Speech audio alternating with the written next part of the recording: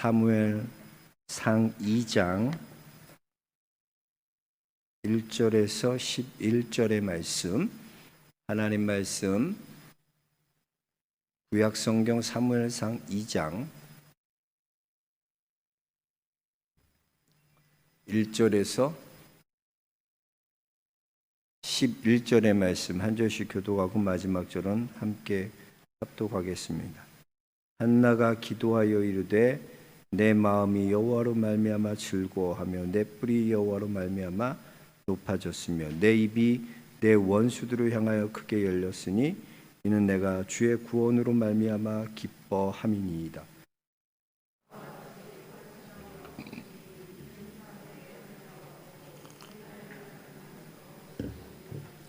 심히 교만한 말을 다시 하지 말 것이며 오만한 말을 너희 입에서 내지 말지어다. 여호와는 지식의 하나님이시라 행동을 달아 보시느니라.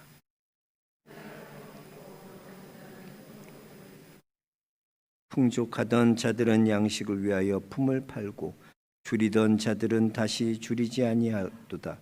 전에 임신하지 못하던 자는 7을 낳았고 많은 자녀를 둔 자는 쇠약하도다.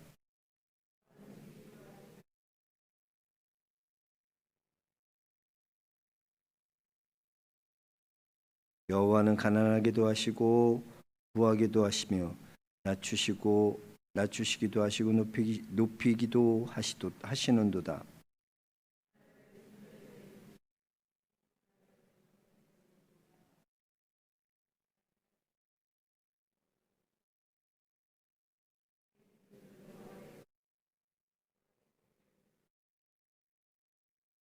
그가 그의 거룩한 자들의 발을 지키실 것이요 악인들을 흑암 중에서 잠잠하게 하시리니 힘으로는 이길 사람이 없음이로다.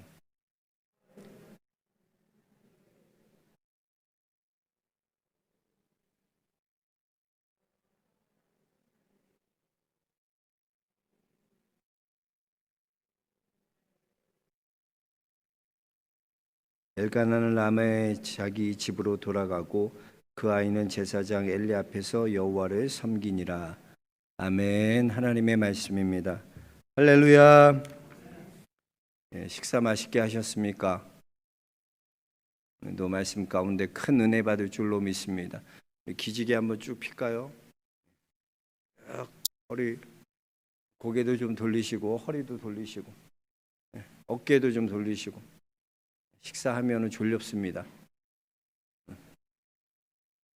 졸면 안 돼. 졸 때 예수님 오시면 안 되니까. 졸지 마시고. 성경에 보면요, 여인들의 찬가가 나옵니다. 여인들의. 그래서 대표적인 4개의 찬가가 있죠. 노래가 있죠. 여자애들의 노래가 있는데 출애굽기에 보면 미리암의 노래가 있습니다. 미리암의 노래가 있고 또 사사기에는 드보라의 노래가 있고 또 사무엘 상에는 이런 한나의 노래가 있습니다. 또 마리아의 누가복음에는 마리아의 찬가가 나오죠. 그 여인들이 하나님을 높이고 하나님을 찬양하는 찬가가 나옵니다. 그래서 모든 노래는 그렇습니다. 본인이 하나님을 경험하고 간증이라는 게 그거잖아요. 내가 내 삶 가운데 하나님께서 어떻게 역사하셨는지, 하나님 나를 어떻게 만지셨는지, 하나님 나를 어떻게 만들어 가시는지를 우리의 삶으로 나타난 그 하나님을 고백하고 찬양하는 겁니다. 오늘 우리가 함께 나눌 말씀은 한나의 기도인데요. 이 한나의 기도를 통해서도 사실 한나의 기도는요, 통곡의 기도고 애곡의 기도였어요. 그렇잖아요. 아이를 갖지 못하는 한나가 하나님 앞에 얼마나 통곡하고 애통했습니까? 그런데 그 통곡과 애통이 변하여서 지금은 하나님을 찬양하는 감사의 기도로, 하나님을 높이는 찬가로 하나님을 높이고 있는 것입니다. 우리의 기도도 마찬가지입니다. 여러분 어떤 문제를 만났건 어떤 상황이 있건 여러분 그 기도를 가지고 주님 앞에 나오십시오. 그 문제를 가지고 여호와 앞에 나오십시오. 하나님께서 역전시켜 주시고 여러분의 슬픔과 눈물을 닦아 주시고 여러분의 입이 이제는 슬픔과 고통 때문에 원망하고 불평하는 것이 아니라 하나님을 찬양하는, 하나님의 은혜를 감격하며 그 은혜를 찬양하는 입술로 하나님께서 바꾸어 주실 것을 믿습니다. 그 한나는, 이 기도는 본인이 하나님을 경험하고 본인이 하나님을 누리고 그 기도를 통해, 깊은 애통의 기도를 통해 하나님을 만나며 고백하는 찬가예요. 그래서 모든 인간관계가 그래요. 우리가 인간관계는요, 그 사람을 얼마나 알아가느냐에 따라 달라져요. 처음에는 그 사람의 생김새만 보고 목소리만 듣고 하는 것만 보고 그 사람이 이런 사람이다 판단하고 그 사람은 이럴 거야 라고 생각했는데 막상 굉장히 센티할 것 같은데 만나보고 알아가니까 너무나 구수한 거야. 이건 무슨 청국장 같은 분이 있어. 만나면 만날수록 사람이 달라지고 알아가면 알아갈수록 그 사람의 진면목을 볼 수 있게 되는 거예요. 인간관계는 다 그런 거예요. 얼마나 우리가 서로를 더 알아가고 서로에 대해서 깊이 우리가 알아가느냐, 이것이 그 인간관계를 좌우한다는 것이죠. 그래서 맨 처음에 모를 때는 다 그런 오해와 편견과 그런 것들을 가질 수 있어요. 그러나 알아가면 알아갈수록 진국인 사람이 있어요. 성도도 보면 처음에는 굉장히 까칠해 보이고 굉장히 도도해 보이고 근데 막상 알아가면 알아갈수록 야, 이 사람 진국이다. 이 사람 좋은 사람이다. 그래서 알아가는 거죠. 사람은 알아가는 거예요. 알아가는. 우리가 하나님도 알아가야 돼요. 하나님을 경험해 가야 돼요. 그래야 우리 안에 이런 찬가가 터지고 감사가 터지고 우리 안에 나와 함께 하시는 그 하나님을 인하여 오늘 한나와 같은 이 고백이 우리의 고백이 되어지길 주의 이름으로 축복합니다. 어떻게 이 한나는 애통하며 통회하는 기도에서 어떻게 한나의 기도가 이렇게 찬가로 하나님을 높이고 하나님을 찬양하는 그 찬양의 노래로 바뀌었나? 우리가 그것을 좀 생각해 보면서 오늘 함께 하나님의 은혜를 나누고자 합니다. 한나는요, 자신에게 닥쳐진 고난과 아픔을 하나님께 가지고 나왔어요. 근데 그 문제는 누가 해결할 수 있는 문제였나? 남편이 위로한다고 위로가 될 수 있는 문제가 아니었어요. 제가 지난 시간에 말했지만 이스라엘에게 있어서 생명관이라는 것은요, 여자가 아이를 못 가진다는 것은 딱 두 가지 경우밖에 없어요. 그 여자는 하나님께 저주받은 여자다. 또 하나는 하나님과의 관계에서 끊겨진 여자다. 그러니까 수근수근 거리는 모든 소리들을 들을 때 이 한나의 마음은 나는 그런 사람이 아닌데 하나님이 얼마나 날 사랑하시는데 근데 내가 왜 이렇게 사람들에게 이런 조롱과 하나님께 끊어진 여자라고 하나님의 저주를 받은 여자라 손가락질 당해야 되지. 그 문제를 가지고 하나님 앞에 나온 거예요. 하나님, 내게 아들을 주세요. 내게 아들을 주세요. 나는 하나님께 끊어진 여자가 아니잖아요. 나는 하나님께 저주받은 여자가 아니잖아요. 하나님, 내게 응답해 주세요. 그래서 하나님께서 하나님께 간절히 그 하나님을 부르짖고 그 하나님을 애통하며 그 문제를 가지고 주님 앞에 나온 거예요. 왜? 그 문제를 해결해 줄 분은 하나님밖에 없는 거야. 하나님이 너는 내가 끊어진 자가 아니다. 너는 저주받은 여자가 아니라 하나님이 말씀해 주셔야 된다는 거죠. 그 문제를 가지고 하나님 앞에 나왔을 때 이 한나가 하나님의 마음을 알게 되는 거예요. 그렇게 맨 처음에는 내 아픔과 내 고통 때문에 하나님 앞에 부르짖었는데 부르짖으면서 하나님 내가 이런 아픔 놀림당하는 거 아세요? 조롱받는 거 아세요? 내가 하나님께 왜 끊어진 여자입니까? 하나님 하고 부르짖었는데 하나님이 말씀하시는 거야. 야 한나야, 너 아이가 없으니까 이 세상 사는 게 아무 의미가 없지. 그래, 맞아. 나도 그래. 하나님의 말씀을 잃어버린 이 이스라엘을 향해 볼 때 나의 마음이 너의 마음과 똑같단다. 하나님이 말씀이 끊어진 이 시대를 볼 때 내 마음이 이런 마음이란다. 그때 한나가 하나님의 마음을 알게 된 거야. 자기 문제를 갖고 기도했는데 깊이 하나님을 경험하고 마음을 하나님과 통하고 보니까 하나님의 마음을 깨달으신 거예요. 그래서 한나가 소원하는 거야. 하나님 내게 아들 주시면요, 그 아들을 하나님께 도로 드리겠습니다. 그래서 그 아들이 하나님의 말씀이 끊어진 이 시대 가운데 다시 하나님의 말씀을 회복하는 하나님의 말씀의 사자로 그 아들을 하나님 드리겠습니다.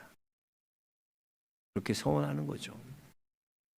그리고 하나님의 응답을 받고 쓴 이제 아이가 태어난 사무엘을 보면서 하나님께 감사하는 기도가 오늘 이 한나의 기도입니다.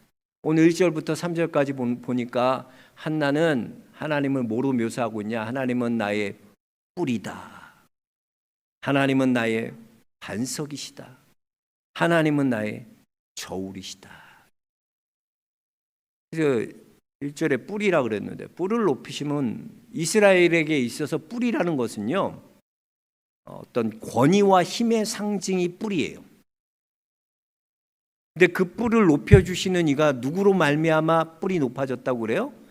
하나님으로 말미암아 내 뿔이 높아졌다. 내 권위와 내 힘이 다시 올라갔는데 누구 때문에? 하나님 때문에 올라갔다. 그러니까 이건 한나가 하나님을 경험하고 하나님을 누리고 하나님을 알아가면서 하나님이 나의 뿔이 되신다. 하나님이 나의 힘이 되신다. 힘의 근원이 하나님이다. 그 하나님을 경험한 고백이에요.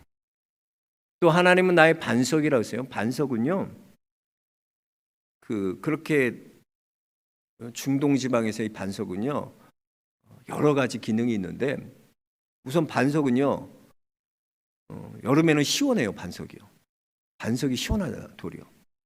그리고 겨울에는 따뜻하게 해줘. 그리고 이 반석은요, 보호해 주는 거예요. 반석이 보호해주고 반석 밑에는요, 샘이 흐릅니다. 생명을 상징하죠. 그러니까 하나님이 나를 보호하시고 하나님이 내가 뜨거운 가운데 나를 시원케 하시, 내 마음을 시원케 하시느니, 내가 어려움 가운데 나를 시원하게 하시느니, 그 해답이 되시는 이가 하나님이라는 고백이에요. 또 하나님을 달아보신다 그랬어요. 지식의 하나님은 뭐예요? 달아보신다 그랬어요. 달아보는 건 뭘 달아보는 거예요? 우리의 행위를 달아보는 게 아니라 우리의 중심을 달아보시는 하나님. 하나님은 사람은 외모를 보지만요, 하나님은 외모를 보지 않으십니다. 그 사람이 얼마나 대단한 사람인가, 명예를 갖고 있나, 권력을 갖고 있나, 돈을 갖고 있나, 하나님 그런 거 보지 않으세요. 그 사람의 중심을 달아보세요. 그러니까 예수님 베드로에게 뭐라고 물으세요? 야, 네가 나를 사랑하느냐? 그거 물으시는 거야. 네가 마음으로 중심으로 나를 사랑하느냐? 그게 하나님에겐 중요한 거예요.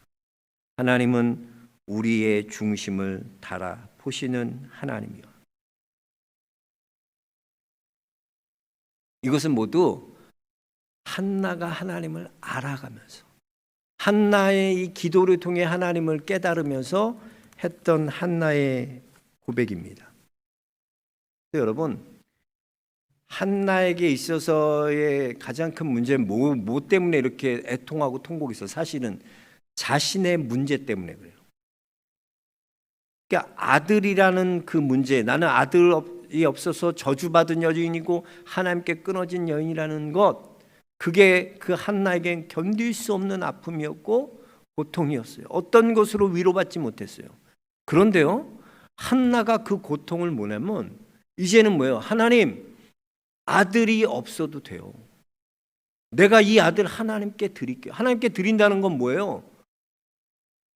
그렇게 울면서 부르짖으면서 내게 이게 필요해요 하고 하나님 앞에 기도했는데 그걸 도로 하나님께 드린다는 거예요.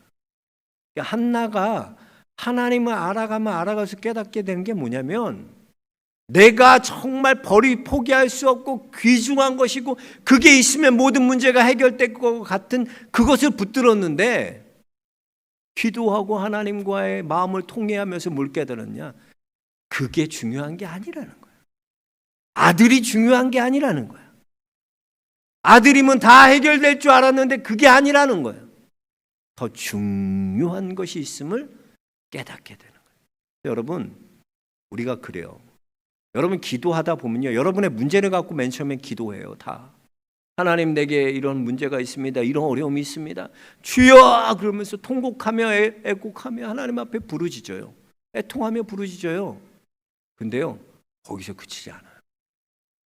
하나님은요, 우리가 우리의 문제를 가지고 기도했는데 하나님은 그 기도를 통해 뭘 알게 하시나? 하나님을 알게 하시는 거예요. 그게 신앙의 신비예요. 그러니까 나는 내 문제만 알고 있었어요. 이게 이 문제만 다, 그렇잖아요. 사람이 문제 있는 사람 뭐예요? 그 문제만 크게 보여요. 그 문제밖에 다른 건 아무것도 볼 수 없어요. 그래서 그 문제를 갖고 그냥 하나님 앞에 무조건 애통하며 부르짖는 거예요. 하나님, 사업 성공하게 해주세요. 하나님, 이것만 되게 해주세요. 그렇게 기도했는데 나는 하나님은 다른 걸 보여주시는 거예요. 깨닫게 하시는 거예요. 하나님을 알아가면 알아갈수록 이 세상에 가장 귀한 것이 내가 생각했던 그게 아니라 하나님이 내 삶에 가장 귀한 것이라는 것을 깨닫게 되는 거예요. 그래서 주 예수보다 더 귀한 것은 없네. 예수밖에는 없네. 이 고백이 우리의 고백이 되어지는 거예요. 한나는 이걸 본 거예요. 아들 있으면 다 문제가 해결되고 아들 있으면 나는 떵떵거리. 이게 아니라 그건 귀한 게 아니었구나. 내게 정말 귀한 건 하나님이구나. 하나님이 그것을 깨닫고 그것을 경험하고 부른 노래가 바로 오늘 이 기도라는 것입니다. 사도행 빌립보서 3장에 보면 사도 바울은 이렇게 고백하고 있습니다. 자신이 가진 모든 지식을 다 배설물로 여길 수 있었던 것은 예수를 아는 지식이 가장 고상하기 때문이다. 바울에게 있어서 모든 것이 다 배설물로 여길 수 있는 건 뭐냐면요, 예수님을 아는 지식이 가장 고상하다는 것을 내가 알았기 때문에, 그것이 가장 귀한 것임을 알았기 때문에, 예수 그리스도가 가장 귀하다는 사실을 알았기 때문에, 그것을 깨달았기 때문에 나는 모든 것을 배설물로 여길 수 있었다는 거예요. 한나에게 이제껏 아들을 얻는 것이 가장 귀한 것이라고 생각했는데 자신의 고통의 문제가 아들만 낳는다면 해결될 줄 믿었는데, 그러나 그런 한나가 하나님을 만나고 하나님을 알아가면서 자신의 가장 귀한 것은 아들이 아니라 하나님이었다는 사실을 깨닫게 되는 거예요. 경험하게 되는 거예요. 그래서 여러분, 한나의 이 고백은요, 그냥 나온 고백이 아니에요. 한나의 이 찬양은 그냥 나온 찬양이 아닙니다. 우리가 잘 아는 이 나라는 찬양 있잖아요. 나 가진 재물 없으나. 나라는 그 찬양을 지은 작사한 이 송명희 시인. 송명희 시인은요, 태어나면서부터 뇌성마비, 중증 뇌성마비로 태어났어요. 초등학교도 못 다녔고요. 너무 가난해서 치료 같은 건 제대로 받아본 적이 없습니다. 그러니까 그런 환경에서 태어난 사람이 어떻게 하나님은 공평하시다 노래할 수 있겠어요? 내 상황이 전혀 공평한 상황이 아닌데 나는 태어날 때부터 불공평한 상황 가운데 태어났는데 어떻게 내가 공평한 하나님을 노래하는 자로 살아가겠어요? 하나님께서 그러는 거예요. 송명희 시인한테, 야, 너 펜을 들어 나에 대해 적어라. 근데 이렇게 하나님이 지시해서 쓰는데 하나님은 그런가? 거기에 나는 공평하신 하나님이라 적어라. 이게 도저히 공평하지 않은데, 하나님, 내가 이거는 못하겠어요. 어떻게 하나님이 공평하세요? 나는 이렇게 중증 장애로 뇌성마비로 태어났어요. 치료도 못 받았어요. 학교도 못 다녔어요. 이런 환경 가운데 있는 내게 어떻게 공평하신 하나님을 노래하라고 말합니까? 그런데요, 그때 하나님께서 이 송명희 시인에게 깨닫게 하시는 거예요. 알게 하시는 거예요. 자신이 불공평하다고 생각하는 게 그게 가장 큰 거였거든요. 근데 어떻게 공평하신 하나님을 노래할 수 있느냐? 하나님을 알게 하시는 거예요. 여러분, 이 문제가 굉장히 중요해요. 여러분이요, 세상이 아무리 불공평하고요, 세상에 내가 처한 상황이 이 한나처럼 정말 고통과 아픔에 있을지라도 하나님을 여러분이 정말로 안다면, 하나님을 정말로 알아간다면, 하나님을 정말로 경험한다면 여러분 안에 이 고백이 터져나오게.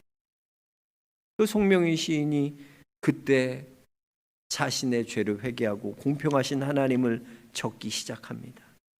그게 바로 나라는 시입니다. 나 가진 재물 없으나, 나 남이 가진 지식 없으나, 나 남에게 있는 건강 있지 않으나, 나 남이 없는 것 있으니, 난 남이 못 본 것을 보았고, 나 남이 듣지 못한 음성 들었고, 나 남이 받지 못한 사랑 받았고, 나 남이 모르는 것을 깨달았네. 공평하신 하나님이, 나 남이 가진 건 나 없지만 공평하신 하나님이 나 남이 없는 것 같게 하셨네. 눈물로 이 시를 써내려갑니다. 그때부터 이 송명희 시인의 삶이 달라지는데, 하나님께서 이 송명희 시인을 들어 쓰시기 시작하는데, 휠체어에 몸을 싣고 1500개의 간증을 다녔고 25권의 책을 썼고요, 100여 곡의 노래를 가사를 작사했고요, 하루에 5시간 성경을 읽어서 성경이 너덜너덜해졌다고 합니다. 하나님을 알아가면 알아갈수록 그의 삶에 가장 귀한 것이 그 하나님을 라는 사실을 알아가면 알아갈수록 그의 삶이 완전히 달라지게 되는 거예요. 여러분, 하나님을 알아가면 알아갈수록, 경험하면 경험할수록 내가 달라져요. 그래서 여러분, 왜 우리가 내 삶이 달라지지 않고 왜 그대로고 맨날 불평불만한 원인은 거기에 있어. 하나님을 알지 못하기 때문에. 정말 하나님을 알면 한나와 같은 이 고백이, 이 찬양이 내 고백이 되고 내 찬양이 되는 줄로 믿습니다. 우리는 하나님을 알기를 원해요. 그래서 내년도 우리 주제도 제가 한 주간 가면서 하나님 말씀, 내 안에 하나님 말씀이 이루어지는, 말씀이 이루어지는 말씀. 여러분 삶에 내 안에 하나님에서 말씀하신 그 말씀이 이루어지는 것을 경험해야 돼. 그 하나님 믿으면 그대로 되리라 말하지만 왜 나는 내 삶에 하나님 말씀이 그대로 이루어지지 않지? 하나님 모르니까, 말씀을 모르니까, 말씀을 믿지 않으니까, 말씀을 경험하지 않으니까 내 안에 그대로 이루어지는 것을 볼 수 없는. 그래서 내년 한 해는 여러분 하나님의 말씀을 알아야 돼요. 네? 그 말씀을 배워야 돼요. 그 말씀을 연구해야 돼요. 그래서 그 하나님의 말씀이 내 안에서 그대로 이루어지는 그런 복된 한 해가 되시길 주의 이름으로 축원합니다. 한나는 이걸 경험한 거예요. 그 역전의 하나님, 역전시키시는 하나님, 있는 걸 없는 것, 부끄러운 거, 활 쏘는 활을 부끄럽게 하시고, 그 활, 용사의 활이요 중요한 게 아니라는 거야. 하나님이 힘을 주시는 거야. 우리 한번 그거 이 한나의 시 한번 쭉 읽어볼까요? 4절부터 4절부터 한번 쭉 읽어볼까요? 같이 읽어보겠습니다. 여호와께서 사무엘을 아니지요? 3장이나 4절. 용사의 활을 꺾이고 넘어진 자는 힘으로 띠를 띠도다. 풍족하던 자들은 양식을 위하여 품을 팔고 줄이던 자들은 다시 줄이지 아니하였도다. 전에 임신하지 못하던 자는 7을 낳았고 많은 자녀를 둔 자는 쇠약하도다. 여호와는 죽이기도 하시고 살리기도 하시며 스올에 내리기도 하시고 거기에서도 올리기도 하시는도다. 여호와는 가난하게도 하시고 부하게도 하시며 낮추기도 하시고 높이기도 하시는도다. 가난한 자를 진토에서 일으키시며 빈궁한 자를 거름더미에서 올라서 귀족들과 함께 앉게 하시며 영광의 자리를 차지하게 하시는도다. 땅의 기둥들은 여호와의 것이라 여호와께서 세계를 그것들 위에 세우셨도다. 그가 그의 거룩한 자들의 발을 지키실 것이요 악인들을 흑암 중에서 잠잠하게 하시리니 힘으로는 이길 사람이 없음이로다. 여호와를 대적하는 자는 산산이 깨어질 것이라. 하늘에서 우레로 그들을 치시리로다. 여호와께서 땅 끝까지 심판을 내리시고 자기의 왕에게 힘을 주시며 자기의 기름 부음 받은 자의 뿔을 높이시리로다 하니라. 엘가나는 라마에 자기 집으로 돌아가고 그 아이는 제사장 엘리 앞에서 여호와를 섬기니라. 보세요, 이 한나의 고백. 모든 게 누구로 말미암아 바뀌는 거예요. 하나님으로 말미암아 바뀌는 거예요. 여러분 인생에서요, 자녀 때문에 여러분 인생이 바뀌지 않습니다. 남편 때문에 여러분 인생 안 바뀌어요. 예? 남편 때문에 남편 잘못 만나서 내가 이 모양 이 꼴이야. 남편이 여러분 인생 못 바꿔요. 아내가 여러분 인생 못 바꿔요. 자녀가 못 바꿔요. 하나님이 우리의 인생을 바꾸셔. 한나는 이걸 고백하고 있는 거야. 그 하나님을 알았기 때문에 용사의 활을 꺾으시는 이 하나님이야. 힘 있는 자를 힘없게 하시는 이가 하나님이야. 가난한 자를 부욕해 하시는 이가 하나님이야. 귀족들의 상에서 먹게 하시는 이가 하나님이야. 다 모든 게 하나님이었다. 이 신비를 알게 되는 거야. 이게 신비예요. 이게 깨달아지고 이게 믿겨지는 게 신앙생활이야. 신앙생활은 자꾸 이게 믿겨지는 거야. 아, 이 세상 게 헛것이구나. 내가 힘으로 삼았던 이것은 아무것도 아니구나. 이게 점점점 깨달아지는 거야. 그리고 예수 그리스도가 가장 귀한 것임을 알게 되는 거야. 한나는요, 이걸 경험한 거야. 하나님 만나요. 여러분 꼭 하나님 만나시기 바랍니다. 하나님의 말씀이 여러분 삶에 그대로 이루어지길 주의 이름으로 축원합니다. 그리고 또 하나 우리가 여기서 생각해 볼 것 12절에 보면요, 엘가나는 라마로 가고 자기 집으로 돌아가고 그 아이는 제사장 엘리 앞에서 여호와를 섬기니라. 보세요, 그 제사장 엘리가 어떤 사람이었어요? 우리가 보니까 1장에서 보면 형편없잖아요. 영성이 있어요, 없어요? 한나가 그렇게 울부짖고 기도하는데도 야, 독주 끊어라 너. 술 먹고 그렇게 취해서 교회 나와서 기도하면 돼? 그 한나의 아픔과 고통과 그 상처는 보지 못해요. 그 독주를 끊으라고 그러고 영성이 하나도 없죠. 성도의 아픔을 읽지 못하는 제사장이에요. 그런데 그 제사장께 맡기고 어떻게 자기 아들을 사무엘을 거기 맡길 수 있어요? 생각해 보세요, 여러분. 이런 사람에게 자기 아들을 의탁하고 맡길 수 있겠습니까? 없죠. 어떻게 엘리를 보고 제사장 앞에 맡겨요. 근데 한나는 오늘 제사장께 맡겨요.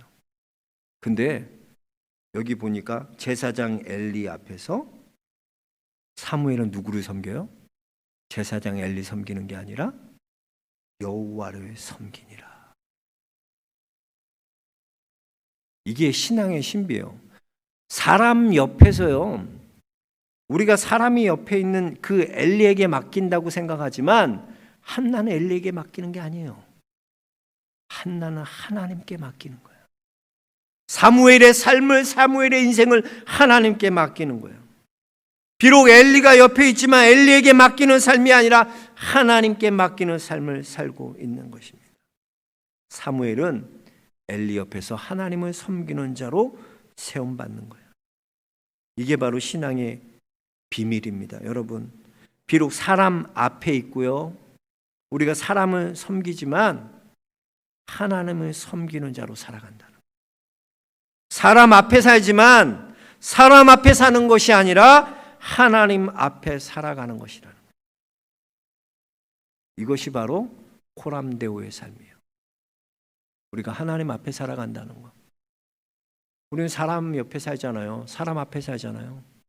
그러나 우리의 모든 것을 하나님께 맡기고 하나님을 바라보고 하나님을 신뢰하고 그 하나님을 맡길 때 내 모든 걸 한나는 사무엘을 엘리에게 맡긴 게 아니야.